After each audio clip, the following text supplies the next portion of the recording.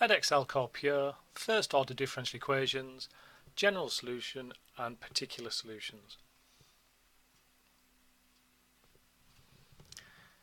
When we're solving a differential equation, then every time that we integrate, we will introduce what's called an arbitrary constant or a constant of integration. So for example, we've seen at A level that if we started off with this differential equation and we integrated, we would get y equals x cubed plus a half x squared plus c. So this is an example of a first order differential equation because the highest derivative in the question was dy by dx, that's just a first derivative.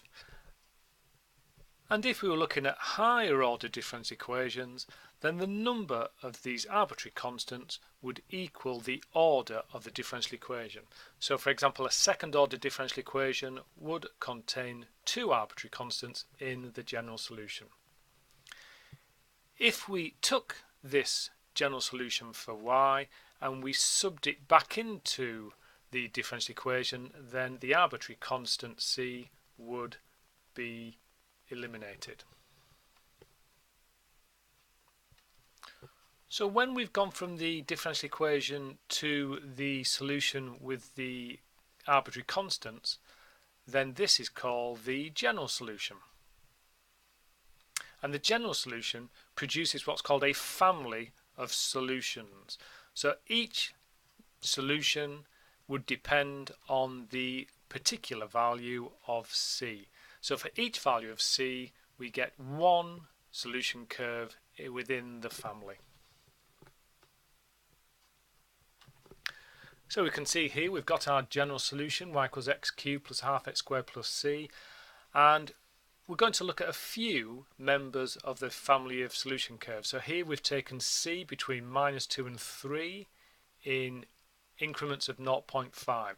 So each one of these curves is an example within the family of solution curves.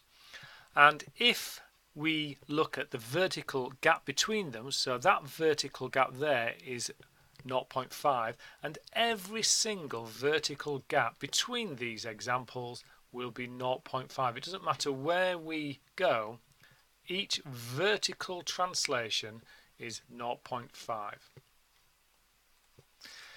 So each of these is a general solution. If we had one point on one of the curves, then we'd be able to find what's called a particular solution. So for example, if we wanted our solution to go through the point 1, 1, so if we knew it went through 1, 1, then this particular curve here that I'm drawing on would be unique and it would be the particular solution.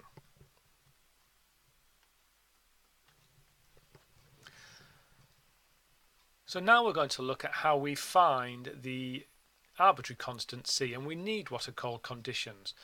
So we've gone from the differential equation to the general solution, which contains this arbitrary constant c. In order to find c, we need some conditions, and the ones we've been given here are that when x is 1, y is 1.2. If the general solution contained more than one arbitrary constant, then we would need more conditions in order to find those constants. So we know that when x is 1, y is 1.2. So our general solution becomes 1.2 is 1 cubed plus a half of 1 squared plus c. In other words, c is 1.2 take away 1.5, which is minus 0.3. Once you've found the value of c, don't forget to put it onto the end of your solution. So it becomes y equals x cubed plus a half x squared minus 0.3. And that is now unique, and it's called the particular solution, or the PS.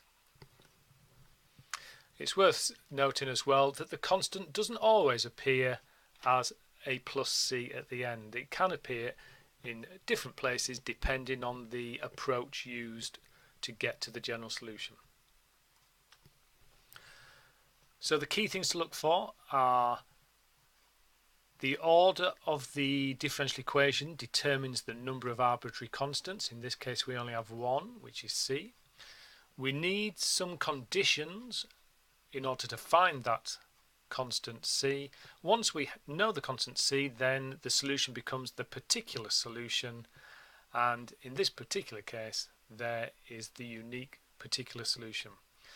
The extra information that we needed to find the constant are called the conditions.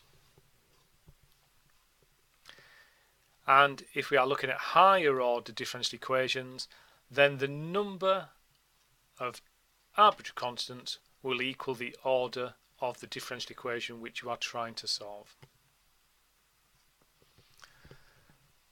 So here we have our particular solution, and this is the only solution that satisfies the original differential equation and the given conditions. And we can see it's unique. It goes through the point x is 1, y is 1.2. Also notice that when x is 0, we get our y-intercept, which is minus 0.3, which fits in nicely with the particular solution.